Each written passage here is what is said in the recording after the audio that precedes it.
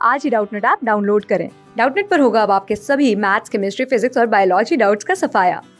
बस अपने क्वेश्चन की फोटो खींचो, उसे क्रॉप करो और तुरंत वीडियो सोल्यूशन पाओ। Download now. हाय फ्रेंड्स, यहाँ प्रश्न में दिया हुआ है एक विद्यालय में एक वर्ष 10% छात्र बढ़ जाते हैं, दूसरे वर्ष 10% छात्र घट जाते हैं और यह क्रम चलता रहता है। यदि वर्ष 2000 में छात्रों की संख्या में वृद्धि हो गई हो तो 2003 में छात्रों की संख्या 2000 की तुलना में वृद्धि या कमी का प्रतिशत क्या रहा। देखिए, बहुत ही अच्छा सा प्रश्न दिया हुआ है। मुझे यहाँ पर दिया हुआ है प्रश्न में कि एक वर्ष क्या होता है, विद्यालय में छात्रों की संख्या 10% बढ़ती है और दूसरे वर्ष 10% घट जाती है। ठीक है, तो इस तरीके से मैं बोल सकता हूँ कि आर मुझे कितना दिया हुआ है, 10%।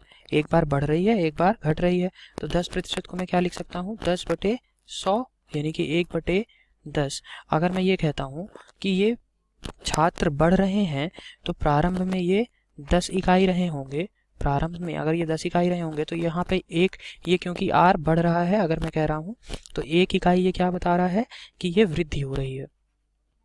ठीक है, और अगर मैं ये कहता हूँ कि ये आर जो है ये 10% की कमी हो रही है, तो मैं क्या कहूँगा, ये 10/100 होगा और ये भी 1/10 आ जाएगा क्योंकि 10% ही है।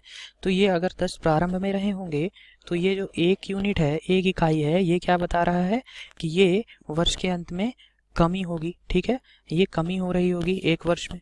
तो देखिए, यहाँ से अगर मैं कहूँ कि ये क्रम ऐसा ही चलता रहता है और शुरुआत का वर्ष कौन सा दिया हुआ है, 2000। ठीक है, और अंत में मुझे क्या पूछ रखा है कि 2003 में ये संख्या क्या होगी 2000 की तुलना में। तो देखिए, हम लिख लेते हैं, यानी कि यहाँ पर इसके बीच का कितने वर्ष हो गए, 3 वर्ष हो गए। टी बराबर कितने वर्ष हो गए, 3 वर्ष हो गए। तो देखिए, इस प्रश्न को अब हम यहाँ पे हल कर लेते हैं। तो अगर मैं यहाँ से प्रारंभ और अंतिम के लिए लिखूं, प्रत्येक वर्ष के लिए प्रारंभ में और अंतिम में, तो देखिए वर्ष के प्रारंभ में अगर मैं कहता कि ये संख्या कितनी थी, पहले वर्ष 10 इकाई थी। ठीक है, तो अंतिम में क्या हो जाएगी, 1 इकाई की वृद्धि हो रही है क्योंकि 10% की छात्र बढ़ जा रहे हैं। तो ये कितना आ जाएगा, 10 + 1 यानी कि ये 11 इकाई, 11 यूनिट। ठीक है, अगर मैं दूसरे वर्ष देखता हूँ तो फिर क्या होगा, 10% छात्र घट रहे हैं। तो यहाँ से ये वैल्यू कितनी आ जाएगी, अगर प्रारंभ में 10 इकाई थे तो 10 - 1 ये कितना हो जाएगा, 9 इकाई हो जाएगा। फिर तीसरे वर्ष फिर 2000 से मैं चला, सन 2000 से।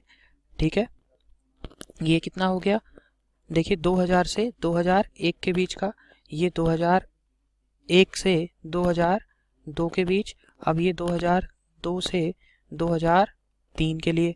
तो ठीक है, यहाँ पे देखिए, अगर प्रारंभ में कहूँ कि एक बार यहाँ पे बढ़ी फिर घटी फिर क्या होगा, बढ़ेगा। अगर 10 इकाई थी संख्या तो ये वैल्यू कितनी हो जाएगी, 10 + 1 यानी कि ये 11 इकाई। तो देखिए, अब मैं यहाँ से अगर तीनों वर्ष के लिए कुल देख लूँ तो ये वैल्यू कितनी आ जाएगी, 10 × 10 × 10, तो ये कितना आ गया, 1000 इकाई। और यहाँ पर 11 × 11 यानी कि 121 और 121 × 9 ये आ जाता है 1089। ठीक है, तो 1089 इकाई हो गया। 3 वर्ष में ये कितना हो गया, 1089। इनका अंतर देखिए कितना है, अंतर अगर मैं देखूं तो ये क्या हो रहा है, +89 हो रहा है, यानी कि 89 इकाई बढ़ रहा है।